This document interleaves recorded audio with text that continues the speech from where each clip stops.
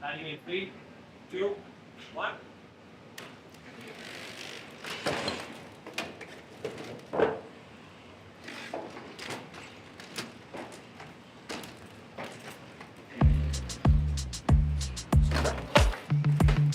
This is my 6th week at Boston Dynamics, and the fridge was my first project. I was told this was a year-end project that we were trying to target, and then it became a 2-week task. The new generation of Atlas, it's a very exciting robot.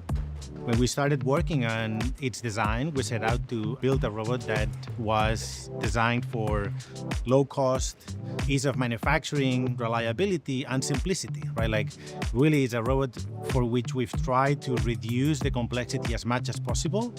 One of the cool things is that we've been able to, despite that simplification, maintain many of the things that make Boston Dynamics robots fun to work with, right? It's a robot that it is very strong, it's a robot that it is very agile and fast, and is very easy to control. We're very successful at having fun in simulation, designing behaviors that then almost always work with the real hardware. One of the goals that we've had in the last couple months since we've been working with this robot is basically being able to prove to ourselves that what we thought was possible with this robot is actually possible.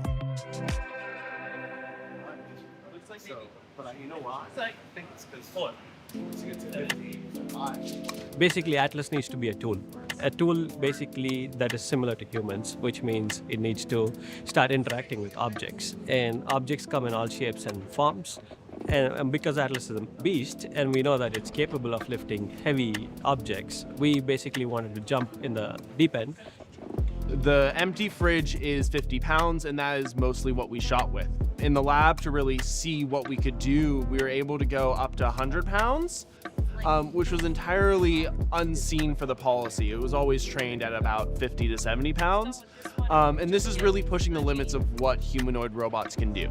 I don't know of any other humanoid robot that has moved a big, heavy object like a fridge.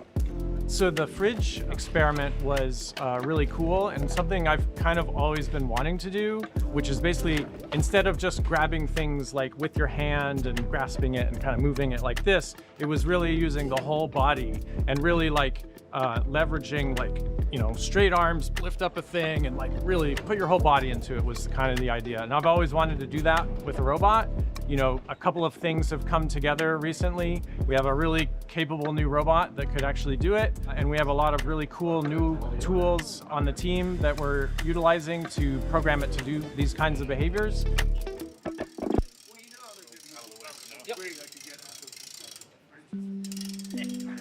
I've been here at Boston Dynamics for 15 years, and I've been a leader on the controls team for about that long. And we've gone through many cycles and many, pivots. And I think this one, where we are right now, is probably the most exciting. In the 6 weeks, I've noticed that it's fairly easy for us to test things. There's a rigorous pipeline that's been established, and there's a lot of people working behind the scenes. The whole system in itself is a packaged system for us to test new policies on. So I could be training a policy today, and tomorrow I have a baked-in policy, and within an hour, my policy is on the robot. I'm testing, I'm collecting data, I'm seeing what's happening, and then I'm iterating and I'm getting back. So that whole pipeline is seamless. We kind of have a very close sim to real gap with just the robot. And that's been very fun to focus on and not worry about that aspect. We put together a animation, a reference of what it would look like for the robot to move the fridge. Then in simulation for millions of hours, we let the robot practice moving the fridge in the exact same way. We encouraged it to move the fridge like we told it, to not drop the fridge, and all those sorts of things. And then once you get sort of the reward tuning right, the physics correct for the hand dragging along the fridge, and you run it on the hardware, it does perfectly. We have not seen the limits of what Atlas can do. We are still pushing the limits in terms of the sort of big, heavy object that Atlas can pick up. We're always going to keep pushing it. All right, backflip in 3, 2, 1.